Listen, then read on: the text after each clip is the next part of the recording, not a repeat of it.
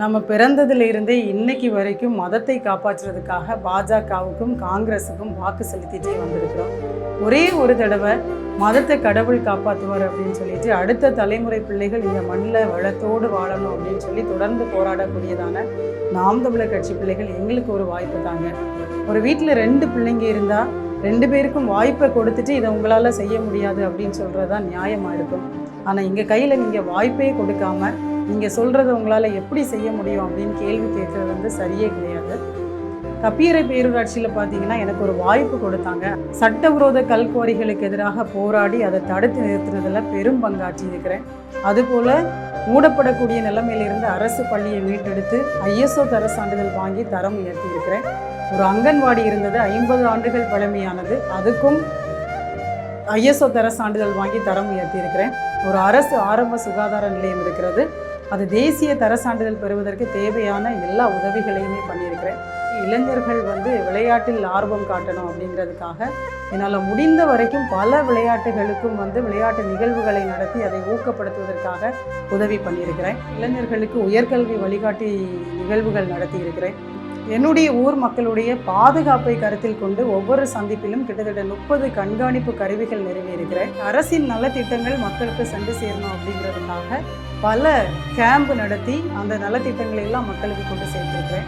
இப்படி தொடர்ந்து மக்களுக்காக உண்மையாக களத்தில் நிற்கிறேன். நீங்கள் கப்பியரை பேரூராட்சியில் கேட்டு பார்க்கலாம். இன்னைக்கு வரையும் மக்களுடைய வரி பணத்தில் ₹1 கூட என்னுடைய சொந்த செலவுக்காக நான் எடுத்தது கிடையாது. இப்படி உண்மையாக நிற்கிற எனக்கு நீங்கள் ஒரு முறை குளச்சல் தொகுதியில் சட்டமன்ற உறுப்பினராக கூடியதான ஒரு வாய்ப்பை கொடுங்க. இது தவிர குளச்சல் தொகுதிக்குட்பட்ட மக்களுடைய பல பிரச்சனைகளுக்கு மாவட்ட ஆட்சியர்கிட்ட மனுக்கள் கொடுத்திருக்கிறோம். இரணியல்ல இருந்த மதுபான விடுதிக்கு எதிராக, மதுபான கடைக்கு எதிராக போராடி இருக்கிறோம். மதுபான விடுதியை மூட வச்சுட்டோம் போராடியே. மதுபான கடையை மூடணும் அப்படிங்கிறதுக்காக உயர்நீதிமன்றத்தில் வழக்கு தொடுத்திருக்கிறோம். MSC எல்சா கப்பல் கவிழ்ந்து பாதிக்கப்பட்ட மக்களுக்கு இழப்பீடு வழங்கணும் அப்படின்னு சொல்லிட்டு நாம் தமிழர் கட்சி சார்பாக வழக்கு தொடுத்திருக்கிறோம். ஈரானில் சிக்கி இருக்கக்கூடியதான மீனவர்களை காப்பாற்றி இங்கே கொண்டு வரணும் அப்படிங்கிறதுக்காகவும் வழக்கு தொடுத்திருக்கிறோம்.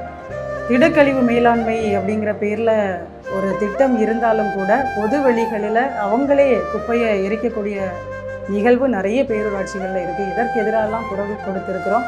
மாவட்ட ஆட்சியர்கிட்ட மனு கொடுத்துருக்குறோம். இப்படி தொடர்ந்து நாங்கள் மக்களுக்காக களத்தில் நிற்கிறோம். இப்படி நிற்கக்கூடிய எங்களுக்கு ஒரு முறை வாய்ப்பு கொடுங்க.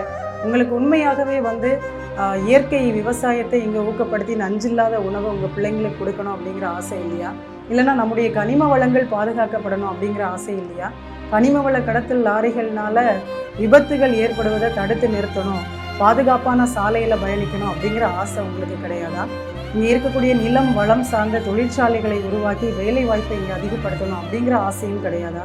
மது இல்லாத ஒரு தமிழகத்தில் வாழணுங்கிற ஆசை உங்களுக்கு இல்லையா? இப்படி எண்ணற்ற திட்டங்களோடு கனவுகளோடு நிற்கக்கூடிய எங்களுக்கு வரக்கூடிய சட்டமன்ற தேர்தலில் விவசாய சின்னத்தில் வாக்கு செலுத்துங்க. வாக்கு இயந்திரத்தில் வரிசை எண் 1.